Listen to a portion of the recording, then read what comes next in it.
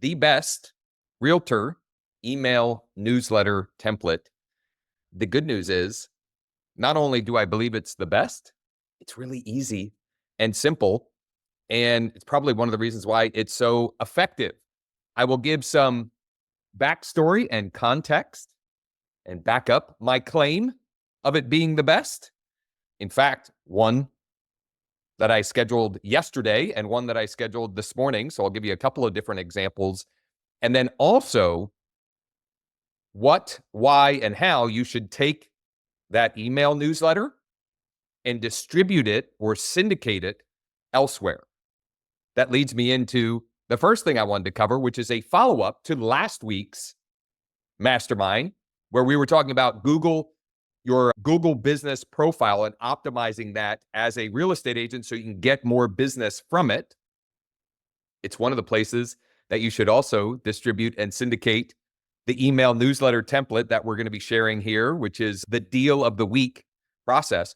But I want to take a minute and circle back to last week's session because I have a document that is still a work in progress, but I want to share it and I will continue to update and upgrade it for all of you who are interested. If you're on with us live, I'm going to drop it in the chat. If you're watching in the Wake Up Real Estate Facebook group, do me a huge favor and hit the like button. I'll drop it in the comments there. If you're watching this after the fact, just comment below and I'll make sure that you get this. And there are a couple of other docs and resources that we'll be walking through as well.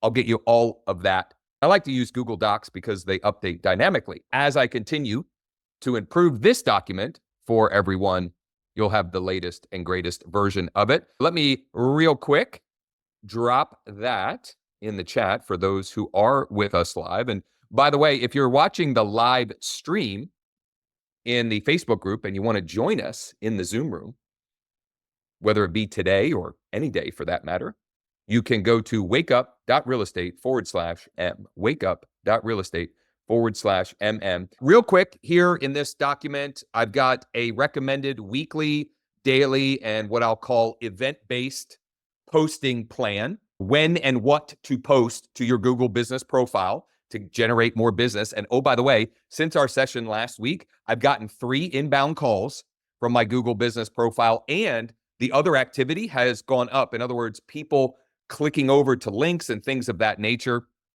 And I am taking the ball and running with the idea that David shared last week that he had gotten from a training, which is to post a minimum of 3 times per day updates. I may even use the tool here mentioned in the note and show you how you can schedule those updates. So you're not like, oh shoot, it's 12:30 in the afternoon, I need to schedule an update. And I have reminders that remind me to do that. But if you don't want to be reliant on that, you could schedule your updates for the whole week on Monday morning, or maybe it's part of your morning process, right? You schedule your updates for the day. Any number of ways to do it. It's finding what works for you. And now we're going to pivot back over to the best Realtor email newsletter template. It's something that we've been referring to as the deal of the week email. And credit where credit is due. I was reminded of this from Sharan Srivatsa, not an easy name to pronounce, and content. He is wise. I'll just say that. He's got some great content, and he is very good at breaking down complex ideas into simple bite-sized chunks.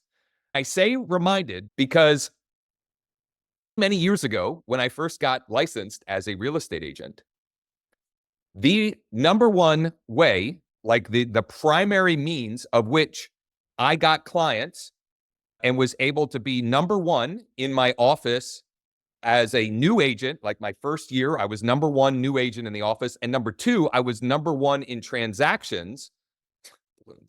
I was number one in transactions in year 2. And the primary way that I was using to create conversations, and let's face it, you can't get a client without a conversation.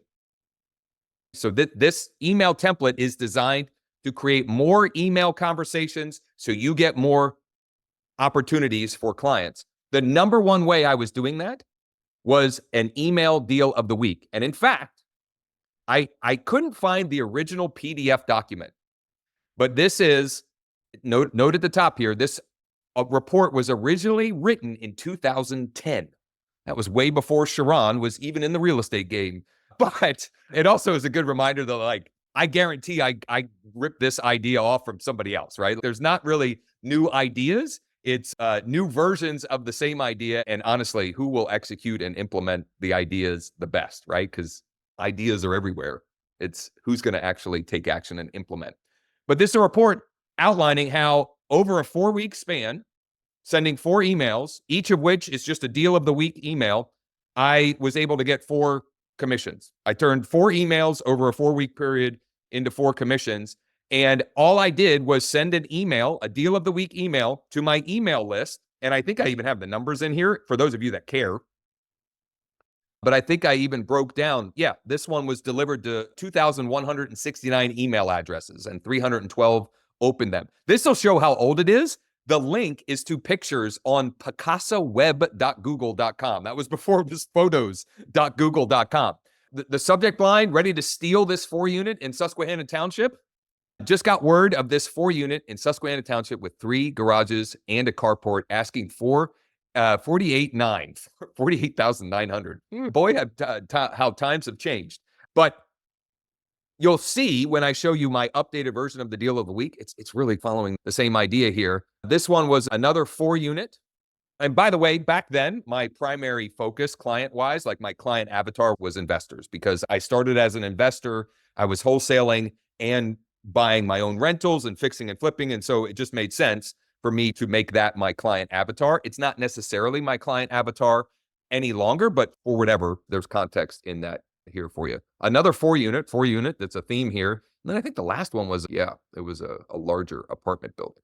Okay.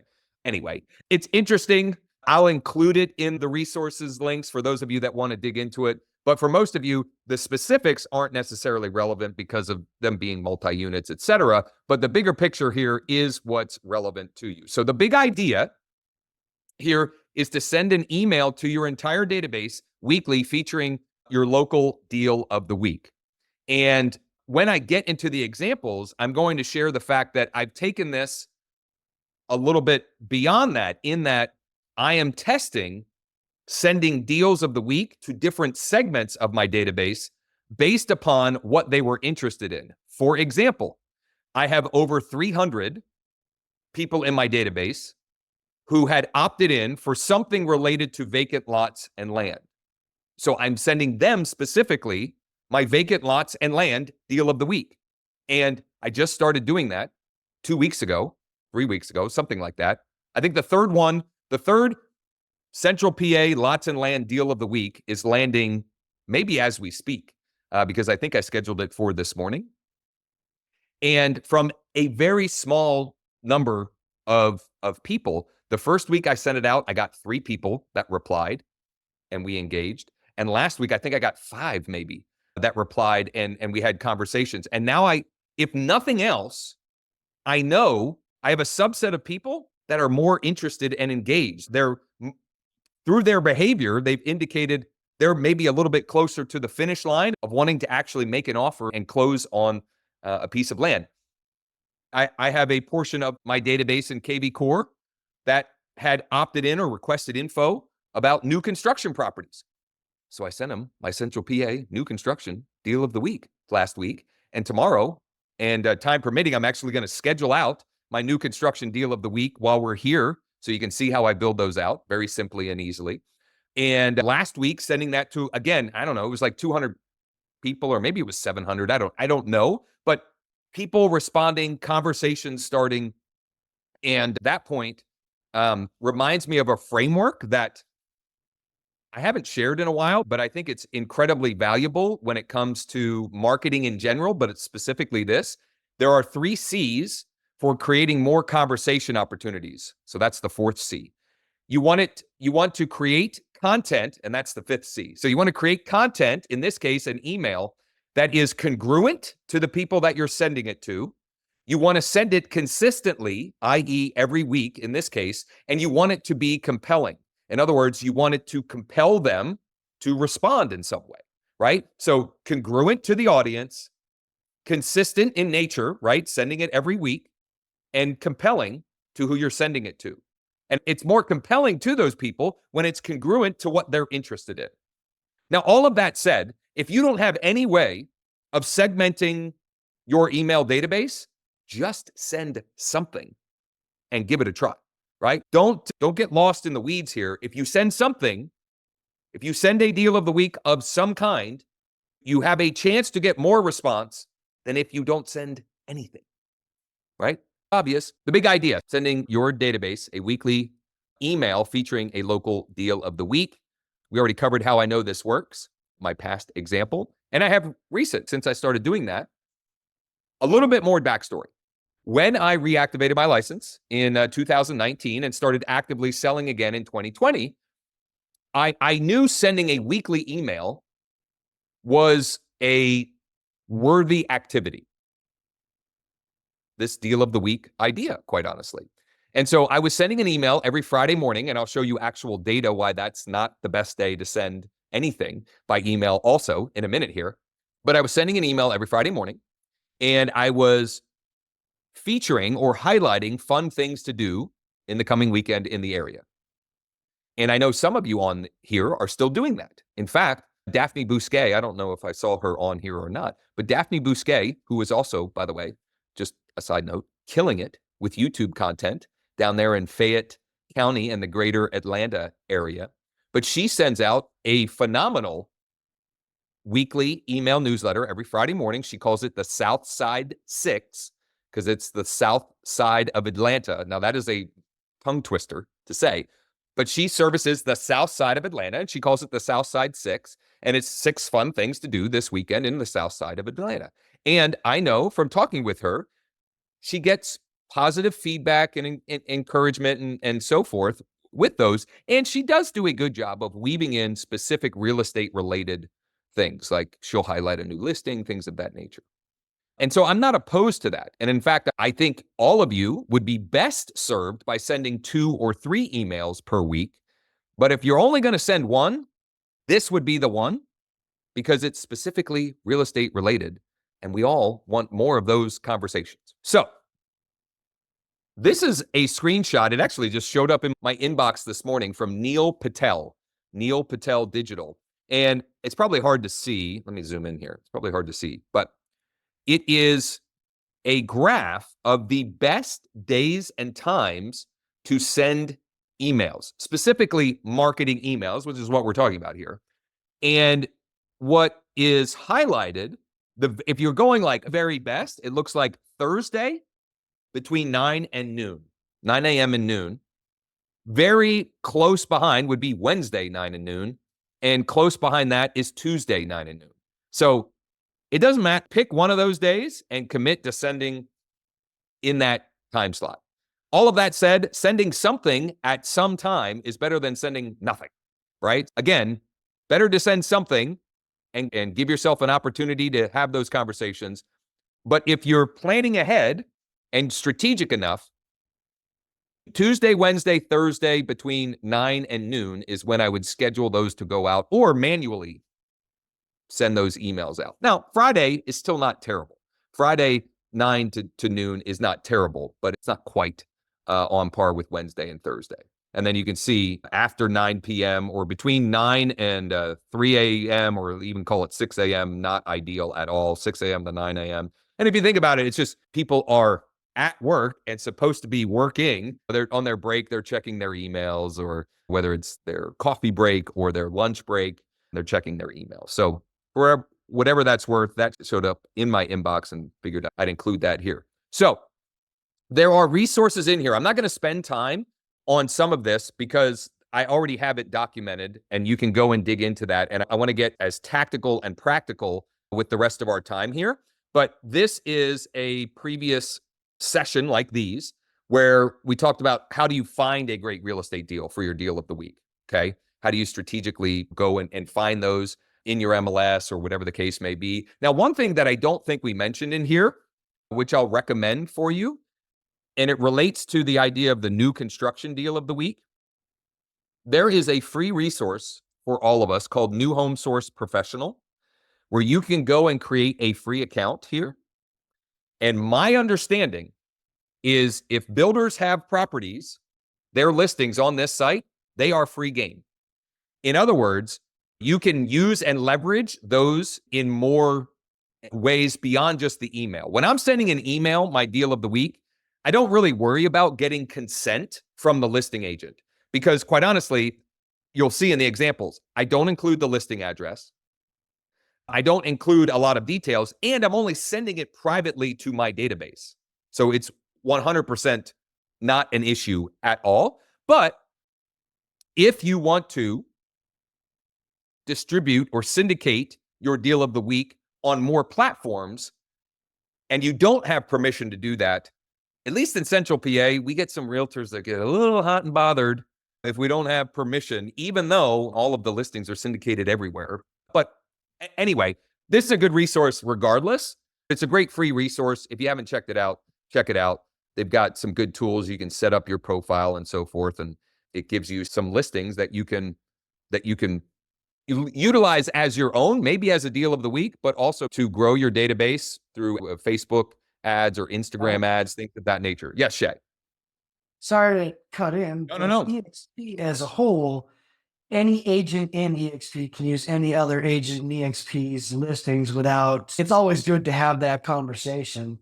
But anybody, any other listing with EXP you can use, I strongly suggest calling them just to tell them because it creates a better experience for them. You might end up having a referral partner, but sorry, just wanted to chime in there.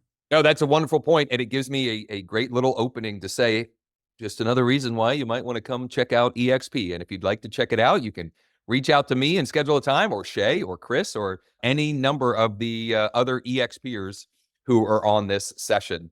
And in fact, my deal of the week, one of the example emails I'm going to show is another EXP agent. And it's not the only reason why I picked that deal of the week, picked that as my deal of the week, but when I figured that out and realized it made it easy for me to pick that one, or easier. Back to this real quick, and then we're going to get into, I'll show you some real live examples. Now, there are examples in this document, which I don't think I shared this one. So let me drop that in the chat for everybody. And I'll drop it in the comments here as well. So the subject line on this one was just the deal of the week here in the 717. The 717 is the area code that I live in. Now, that area code is like 11 or 12 or 13 counties. I think it's 11 counties. And what you'll see in my more recent examples is I'm narrowing down the geographic target area a little bit more. But regardless, the structure of this is what I want to highlight. A simple, and I would say I would recommend consistent subject line. And I'll give you a different example structure that I started using. And I'm getting more replies. I don't know if it's directly related or not. A little salutation. Here's my 717 deal of the week. New construction home in Camp Hill, the school district that it's in. I tend to have 3 to 5 bullet points about the property. I tend to include the price. Now, you might test not including the price. You'll get more replies, but you also might get some more annoyed people. I don't recommend doing that every week, but occasionally leaving that off, because if you do it every week, it's obvious you're just trying to bait people to reply. But if you don't do it a week and you get a bunch of annoyed people, you can say, I'm so sorry, we forgot to include that. Here's all the information for you, right? So I wouldn't do that every week, but I do think once or twice a month, leaving the price off of it makes sense. Because once again, the goal of this email is to start a conversation. You can't have a conversation if they don't reply. Okay? Conversations aren't one way. Here's another example. I used some characters here trying to increase the open rate, right? Because if someone doesn't open your email, it's as if it doesn't exist. Oh, and this is someone who actually replied. This is just an example reply. This is the example that he replied to, making a liar out of me because this one had 7 bullet points instead of the 4 or 5 that I recommended, but whatever. You can be a little flexible with that. Oh, There you go. is that better? That's better. Oh my gosh, my microphone was behind my screen. What did you say? And I just said it, and the one he responded to did have the price. Yes. So it won't completely suppress replies. But what's good about having the price is the people that reply, they're acknowledging this is in my price range, right? They may or may not qualify for that price range, but at least in their mind, they think they can afford whatever that price is. And so, that would be the upside to having the price in there. And I will tell you, for whatever it's worth, Sharon recommends having the price in there, right? Because we're not putting the address and we're not putting the photos. So we're still withholding some of the details that creates that vacuum that they want to fill with, I got to know more about this thing. Now, I've included in here, with his permission, at least previously had gotten Heath's permission, an example of one of our EX peers out in Denver and his. And I took it upon myself to critique it. In my video critique, first and foremost, bravo, way to take action without question. Doing something is better than nothing. On the flip side, I think, or thought at the time, that there are some things that are unnecessary in here that potentially will lower or suppress the response or the conversation opportunities. Number one, as good a looking guy as Heath is, this image in the email potentially hurts deliverability. So if you notice, mine is pretty much a plain text email. There's no hyperlinks. There's no images. It's just text. So I want, again, if your subject line doesn't get them to open it up, it's as if it doesn't exist. And certainly if it doesn't get delivered to their inbox, it really doesn't exist, right? It's irrelevant. So just some things to think through there, right? And sometimes it's hard for us to resist. Even these emojis here, they may or may not hurt deliverability. He's got hyperlinks down here. They may or may not hurt deliverability. I can tell you without question that if you have too many different hyperlinks, in other words, if you're sending people to too many different websites in your email, that will absolutely affect your deliverability, right? So if we're going to do this strategy, keep it simple and minimize it. It also makes it easier for you to get something out the door, right? If we don't have to worry about hyperlinking or whatever, you're just creating a plain text email. Shay, you're muted. Yeah, sorry. There we go. Real quick question. Why would the picture of the agent hurt deliverability? I don't understand that. I was wondering if you just... Any images Jump in into that. emails can affect deliverability. Any image of any kind can affect, I'm not saying it is, I'm not guaranteeing that is hurting his deliverability. But it could, and I want to remove any possibilities of it not getting the intended result, right? If we're going to do this work, we want the email to be read and replied to. So we want to remove as much potential friction to that happening as possible. Because here's the reality. If they're on his email list, and I know, for example, Heath, I know he's putting out a lot of content. They know what Heath looks like because they've seen him on Facebook or Instagram or YouTube or whatever. They don't need to be reminded of that. They already have, and even if they don't, eventually they'll figure out what he looks like. And the reply email, okay, when someone replies, that can then have more of the stuff that might otherwise get blocked. Because once they reply to you, the reply back is almost guaranteed to land in their primary inbox.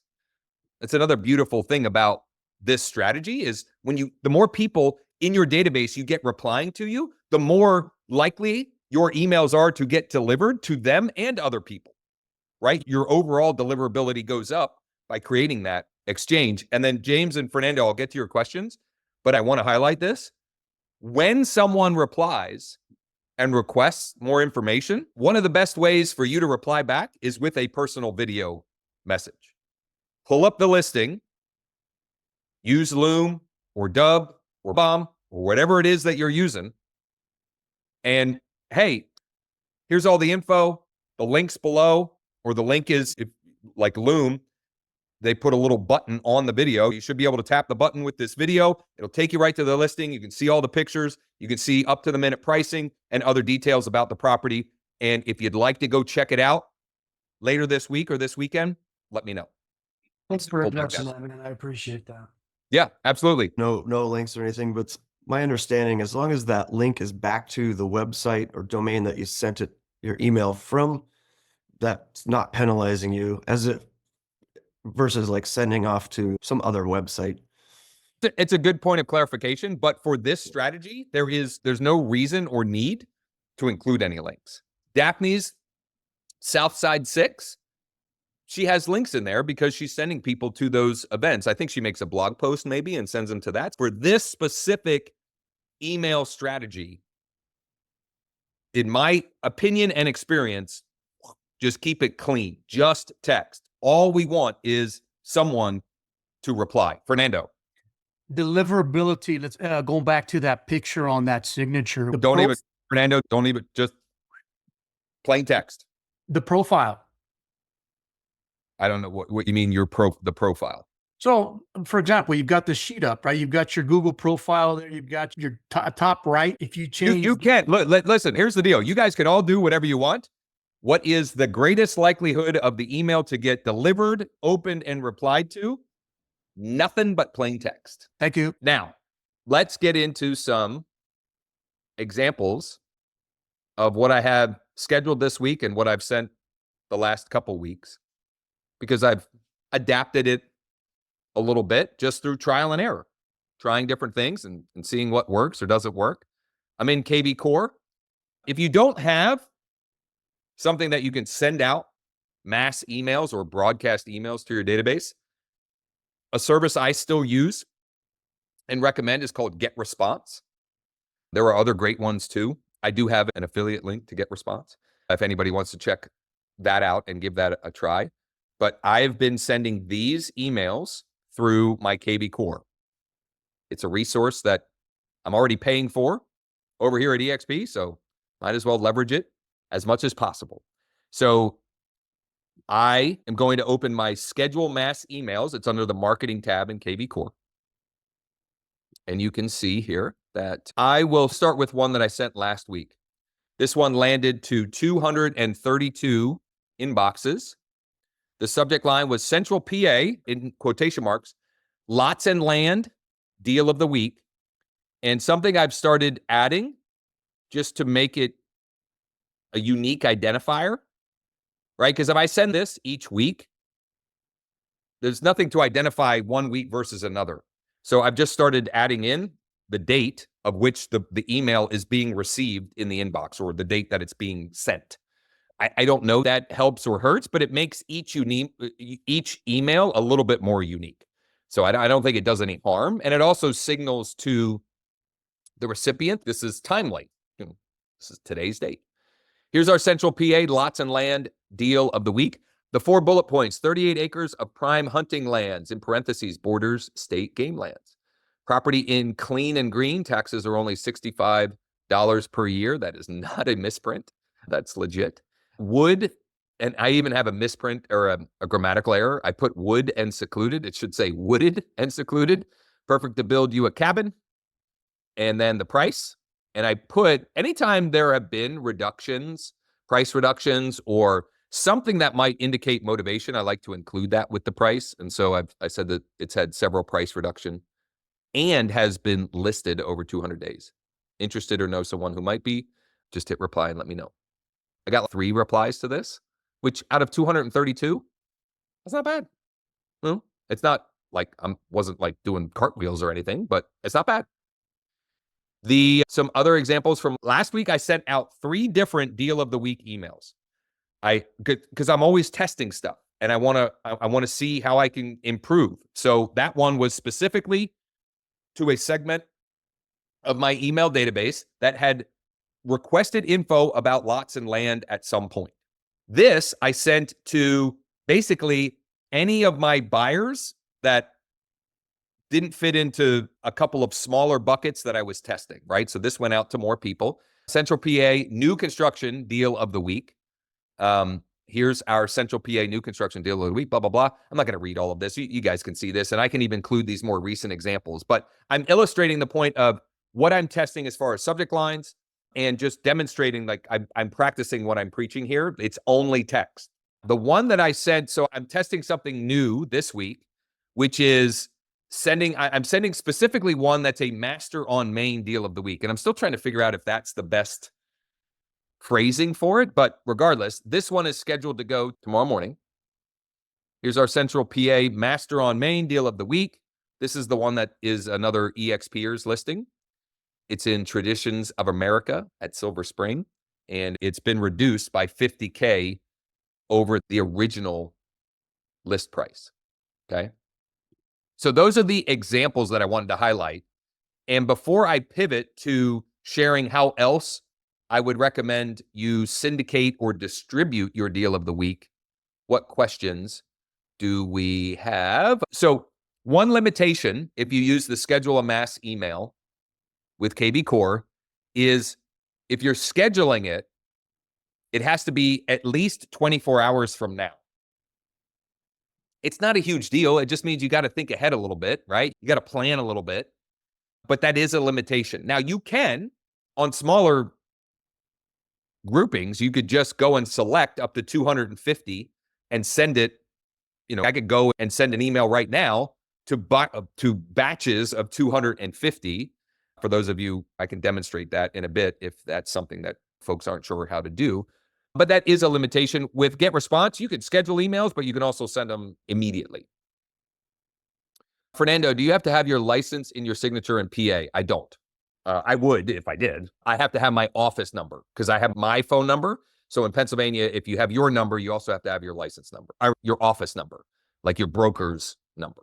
So that obviously, whatever the laws are in your state, do that, right? But you can still do that with plain text, right?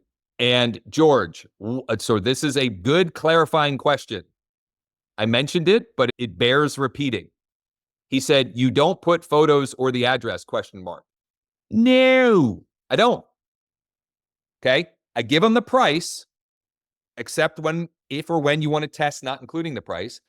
But the missing address and photos is, if I had all of that in there, what would be the point of them to reply? There'd be no point. And the point of this email strategy is to create conversations. You cannot get a client without a conversation, right? So it's very strategically done like that. I wouldn't recommend including price or photos. Address or photos. You can't include the photos without breaking the rule that I'm saying anyway, which is text only. You could include the address, but then they're just going to go and look it up on Zillow or Realtor.com or Truly or Homes.com. I totally missed the critical part of your reply back if they reach out. But part of that, my question of how you do that is, do you keep like a spreadsheet with the address that you're referring to when you send that out? Oh, yeah. You Call want to back. make sure that you've got the right info for sure. Oh, shit. Yeah. I can add to that. What's that? So I can add to that. So the way I do it is in the MLS as it's like a spreadsheet already. So I have a cart I've created that says Fern's published deals of the week. So I just go in there and they just pop up, and you don't have to put them anywhere. They're already there. Okay. If you're someone who's out and about a lot, you might just create a note on your phone. But to finish my note idea, you could go and grab the link to the listing in your KV Core or whatever you're using, right? Pretty much any platform will have a link specifically to that listing, or even in your MLS, just add it as a note and put, in the note, like the date and land deal of the week. But yes, you definitely, especially if you're sending out segmented deals where each week you're sending out 3, 4, or 5 so they can be congruent to the audience that you're sending. You don't want to be like racking your brain every time. Oh, what was that? The 3 different ways that I have replied, and I haven't landed on what is best. Number one is the video reply. Okay. I pull up the listing. I use Loom. I've tried everything. Like, this is not I'm not sales pitching Loom, but I've tried everything. And Loom, for me, there's the least amount of friction for me personally to use Loom. I just find Loom to be super easy. And also, now, when you record a Loom, you can tick off 2 boxes and it'll get rid of your filler words. I say a lot, no matter how much I try to stop myself from doing that. I say and similar things a lot. I just hit a button and it removes them. And also, there's one that it'll remove silence. So if you don't say anything for 5 seconds because you're trying to pull up something else, doop, you don't have to stop and re-record or go in and edit it anymore. So I just really like Loom. Use whatever you'll use, but that's one way. The other way is I literally just reply with the link to my KV Core, the KV Core listing link, which I'll show in a minute here where I grab that. And the other way I've tried is I will send them the direct MLS sheet. And because the way Bright works, I'll send them a second email with the associated documents to the property. So like disclosures, things of that nature. Now, I don't think I like that one. It's more work. And I've had people that are like, I didn't get the MLS sheet or whatever, because then you're using a different mechanism to then send it through and do whatever works for you. If you have the time and you're in front of your computer and you can send a personal reply, I think that's ideal because you're making that personal impression. Any of those, I think, is better than none, and just find what works for you. When I grab the listing link, I will go to, on the left-hand side, listings, and I'll pull up 201 Valor is my Master on Main deal of the week. So I pull up the listing, I click on it, and then I will just copy the direct link. And if I was doing what I had just recommended, I would then go paste that into my notes app so that if I'm out and about and I get people replying, I can populate that in there. Also, I don't know if I reply on my phone, it actually creates like a preview for the person and makes it more interesting and clickable. But if I do that on my laptop, it just does a hyperlink. So a lot of times I end up replying on my mobile device because it looks prettier and it's more likely to get clicked by the recipient because it shows that image and it might say 201 Valor Drive or something like that. So people asking, I used the Loom free version for many years. I've now been paying for I think I pay $15 a month for the pro version. I don't know that you can do the automatic removing of filler words and silences on the free version. The free version limitation, at least previously, was you could only have so many recorded hours of video or a certain number of videos before you had to upgrade. Yeah, and it was like only 5 minutes max. Now, I don't have notes for what I want to cover next, but I'm going to add some thoughts here. How else should you leverage, distribute, syndicate, whatever fancy word you want to use, your deal of the week so that it cannot, if you're doing the work of finding the deal, putting together the bullet points, things of that nature, you might as well find more ways to leverage that work. And I will share how and where you might do that. And then I'll show some examples. And I will say very transparently, I don't think I've cracked the code on this part of it for myself yet, but I'm going to. And I also think that what works best for me in Central PA may not be the right answer for James in Denver or Chris in Ohio or Shay in Utah. In other words, the principles I think will hold true, but what it looks like, and I'll I'll cross the bridge here and give you a better idea of what I'm talking about in a minute. If you're going to do this, tying it back to last week's session, you should absolutely post your deal of the week as an update on your Google business. So post to Google business profile. I'll show you an example of what I posted this morning as my deal of the week. It was the lots and land deal of a week that I posted this morning. Tomorrow morning, I'll post my master on Main deal of the week. And I'm also going to post my new construction deal of the week, right? Because the other thing, one of the other reasons why I'm doing all of that is I want to see what works best, right? What resonates, and so I'm not suggesting like start with one, but I'm at a point where I've been doing it enough. And I'm also trying to do more and better. I love Sharon's content that he puts out there, but Alex Hormozy that's my man crush. And he constantly is talking about do more, make it better. Do more, make it better. So I'm trying to follow that. So I would post it to my Google business profile. I would post it to Nextdoor. I've been posting a lot on Nextdoor, and my posts have a lot of reach, and it takes me seconds. I'm literally just repurposing stuff that I've already created. And so I figure I'm not getting a lot of hate. Okay. So it's not like affecting my mental state in any way. And I'm already doing the work.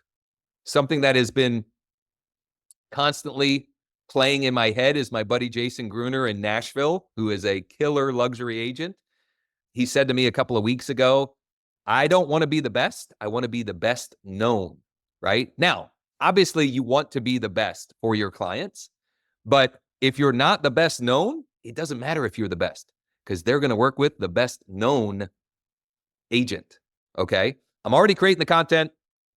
It's easy to post on there. You can post video. You can post images. You can post events. You can create posts on there very similar to updates on Google Business Profile. So why not?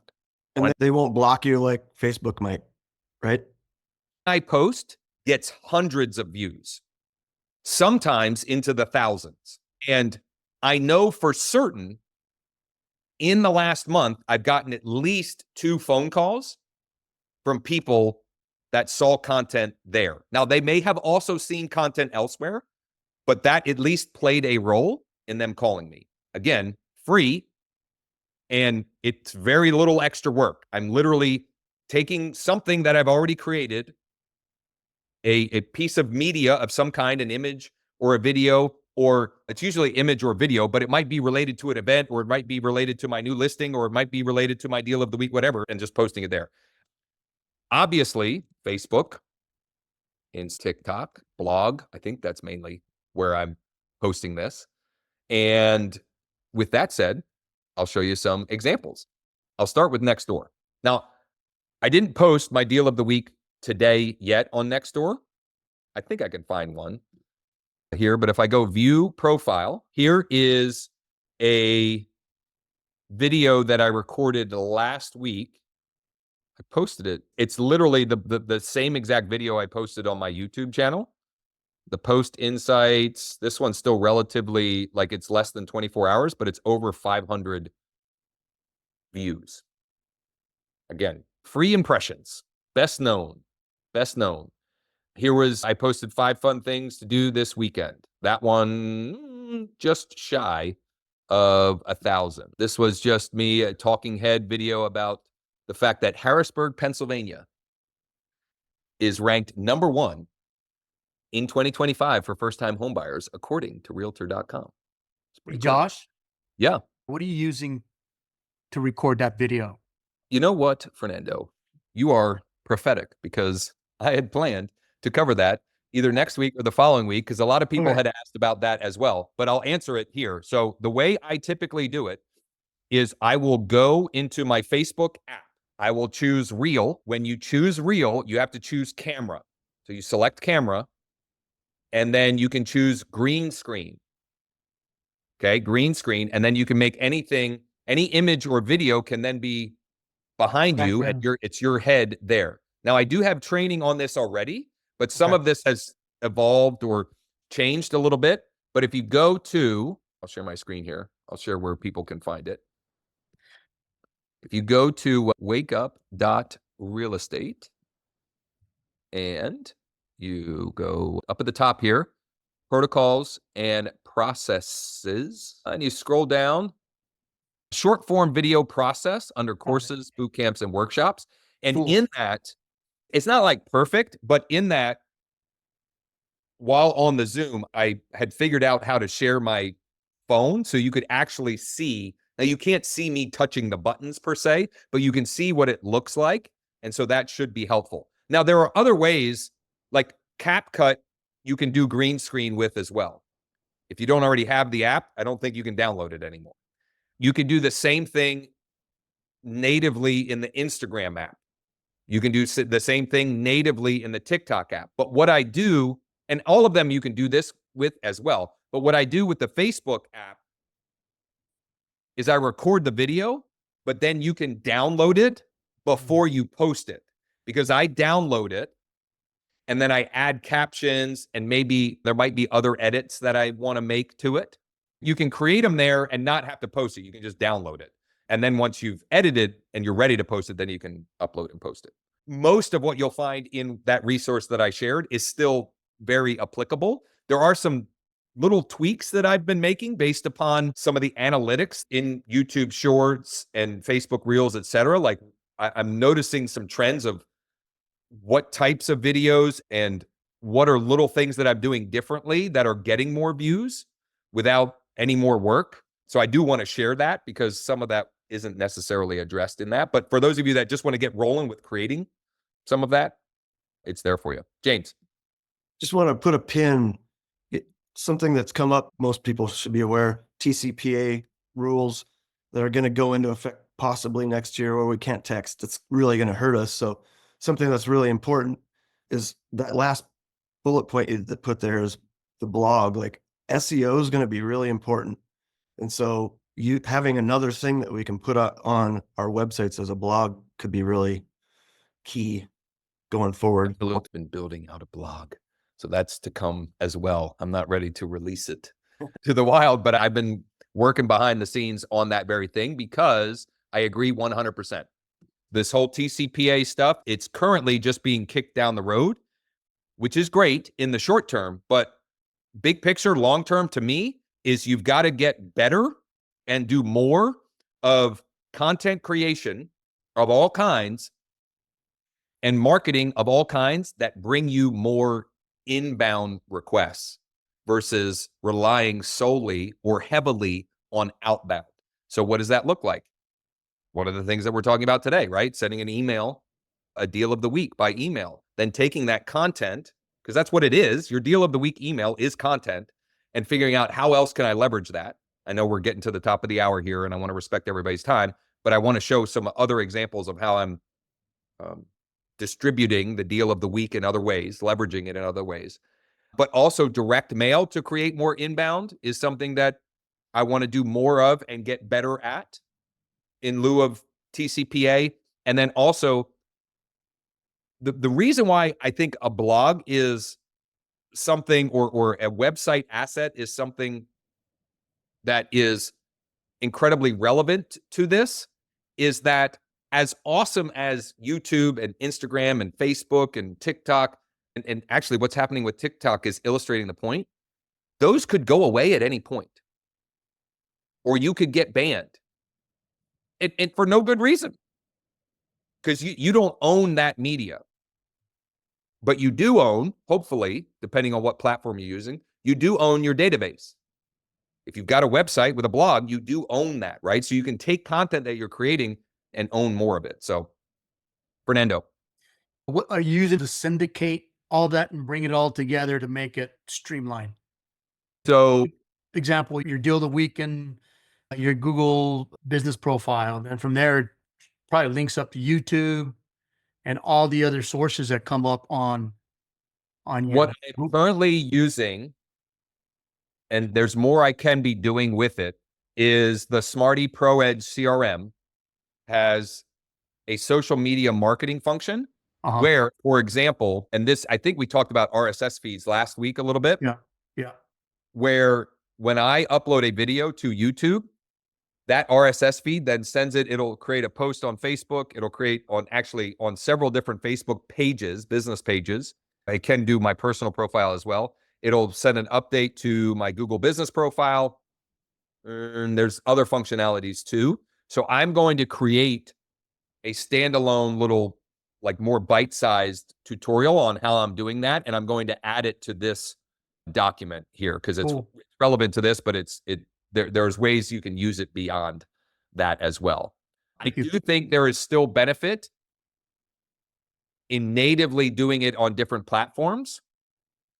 For example, there are other tools where you can create one short form video and it'll populate it everywhere. I will share some of the reasons why I don't think that is the best way to leverage your short form video content. There are some things that you can do natively in each of those platforms that will get you more views and more reach that I think outweigh the benefit of being able to send it once onto all of those different platforms. I wanted to find out, can you share like deal of the week on Facebook Marketplace, or is there limitations to that? If you have permission Mhm. for the listing, you're very prophetic as well, Isabel. So now that you mentioned it, I'll share. I did post that my master on main deal of the week, I did post it to Marketplace. Now, I didn't post it as my deal of the week. When I realized that it was an EXP listing and I already have express consent to use it, I thought I'm doing all this other work. I might as well create a Facebook Marketplace listing for it, which means I'm going to have to include another resource for everybody interested in the resources mentioned here, because I have a Google Doc on that Facebook Marketplace process. So the short answer is, yeah, why not? The longer answer is, as long as you have permission to market that listing. Yeah, I was just thinking more about new construction, because we have a lot of new construction in our area, and Yep. sometimes we'll see like price reductions. I think that makes a ton of sense. All right. Here is an example of what I posted this morning to my Google business profile, my lots and land deal of the week. This is an update. I uploaded the video. You can upload a photo or a video. I had already created the video, so I'm going to use that. I could have just used images. Either one is fine. The text is essentially the same text as the body of my email. And the button is just to call now. That's it. Now, you can see also in action the fact that what Fernando just asked for, because I then uploaded that short video on my YouTube channel. And because I have an RSS feed, it also posted that here. And I'm fine with that being posted both, because it also creates a backlink back and it helps with SEO. And yes, I know it's like duplicate content, but it's not, because of the way this is structured versus this here. And the videos are actually different videos. In other words, if YouTube looked at the raw video, this is not the same raw video as this is. And we're really short on time, but I want to show, what else did I have in here? TikTok, YouTube. So here's what I'll finish up with. What I have tried in the syndication or the distribution of the deal of the week, I've tried on the different contents, a static like Canva, where I'll show a static Canva image where I've got an image of my deal, whatever the deal is, and I have the opacity raised up so that you can just barely see that it's a property. And I've tried doing that as static images. I've tried doing that as just turning that into a reel or a video. I'm just trying different things to find what I can do to get people commenting or DMing me directly from those. And I don't feel like I've nailed it yet for me and my market, but I'm going to. It's just a matter of finding the sweet spot. And some are going to be better than others. I think this is an important like meta lesson that has value for the deal of the week or any of these sort of repetitive task types of activities. If you do 10, so you commit for the next 10 weeks, or let's just say maybe 12, because that's like a quarter, and you do it every week for the next 12 weeks. Here's what I can say pretty confidently. If you do 12 of them, 6 to 8 of them, you may get little or no response at all. Nobody replies. And you're wondering, is this worth it? Does this not work? You're also going to get 1 or 2, maybe 3, where you get a ton of replies. And even some where they're literally like, can we see this property this weekend? That's the email you'll get. And you'll get a couple where you get a little bit of activity. The problem is you can't just do the one and get the home run. You can't. You might. The first one you send out might be, but you might send 8 of them. And it's crickets on all 8 of them. And then the 9th one, it turns into 3 clients. What we sell is a big ticket item. And especially if you've not been doing anything as far as regular communication with your database, that may mean that the first one you send out, you do get bombarded with replies. But it also might mean it takes 6, 7, 8, 9, 10 weeks for them to realize that you are consistent and that you're the person they should choose to work with. Because they were working with somebody else and that person flaked on them, or they tried a year ago to buy a house and it was just whatever, right? For my organization, in my opinion, this is mandatory. If you want to be in this business, you've got to be sending a deal of the week email every week. If not, I don't know what we're doing. You have every one of you has at least a few emails. To some of you have hundreds to thousands of email addresses, email contacts in your database. No better way to clean up. And you're going to listen. The other thing that's going to happen, you're going to get a lot of people that unsubscribe. And you know what? They were never going to buy a house or sell a house with you anyway. So focus on those that will, not those that won't. Hey, Josh, to that note, David, go ahead. I'm still using that template of your weekly newsletter that you Yes. created with, you know what I'm talking about? Yep. And I had just gotten a guy, I haven't missed a month for 2 years. So it goes out every Friday. And I got one of my database people that's got 3 properties. They're part of their portfolio. They're wanting to sell. So I'll get 3 listings out of that weekly email that just goes out to, and so it's worth keeping up with sending that stuff out on a regular basis. So David is referring to a training and a template that I had shared on a session like this 2 years ago. I can't believe it's 2 years ago now. Not quite 2 years. Probably longer than that, actually. And David took action and he's getting results. So for someone like David, what I would say is keep doing what's working. And maybe you layer on a deal of the week email on Tuesday. And that breaks up the week a little bit. Or maybe you just keep using this one because it's working, but send an email out. And so you're sending the bucket list. Yeah. Is that what you? Mm-hmm. Yep. And I've been The doing bucket it list, and that's just like the fun stuff to do this weekend. Exactly. Plus I put other stuff in there, links to open houses for the communities I serve. And it's gotten a little bit longer, but I've also started doing the deal of the week.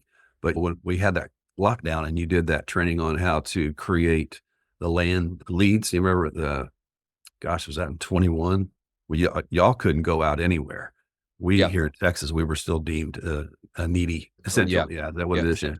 So I have a little database full of what I call Harris, Missouri, and Galveston County people that are getting a land and acreage trip every day.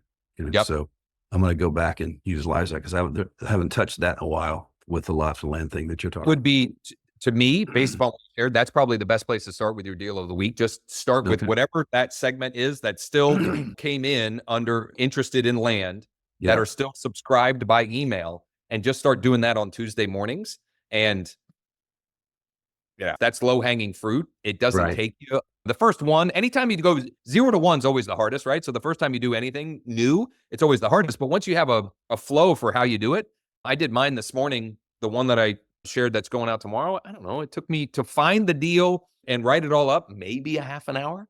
It might have only been 15 or 20 minutes. I don't know. But there were so many links and docs referenced here that I think what I'm going to do is I'm going to create a Google Drive folder and make it shareable for everyone. So those that want access to all of that, I'm going to put it all in one folder. If you're watching after the fact, you can drop a comment and I'll make sure you get it. I'll also send it out. I'll make sure that it's with the replay because I do my best to send these replays out as well. Upcoming topics. We are going to do short form video and we'll talk about how to get ideas and creating the content, etc., but also editing and uploading so you can get the maximum number of views. And what I've been learning in creating a lot of that content recently and seeing what takes off and what just nobody sees it. Here's the encouraging thing. Even when nobody sees it, it's still like 9, 10, or 11 people, which is more than one, right? So if you create something and more than one person sees it, I think it was worthwhile, right? You can win very easily in the content creation process. I also want to dig in on an upcoming session and talk about strategies for attracting more baby boomer downsizer business. Because as I look at my own business and as I look at what's happening in the market and how to maximize the value that we offer to the marketplace, that to me is where you can provide great service and be compensated significantly for that. Because in many cases, it's multiple transactions, it's people that have money, it's a great audience, and it's one that I've covered a lot. And in fact, if you go to wakeup.real estate, there's a whole baby boomer workshop, and I go into that. And so my thought is refreshing that for 2025. And so, for example, how we can use some of PropStream's built in their AI, the PropStream intelligence, to get a little bit more strategic about who we're targeting, how we can create better Google, Facebook, and other ad platforms to target that audience, et cetera. So that's going to be an upcoming topic for sure. And then I'm open to feedback if there are ideas or even guests that would be valuable for all of us.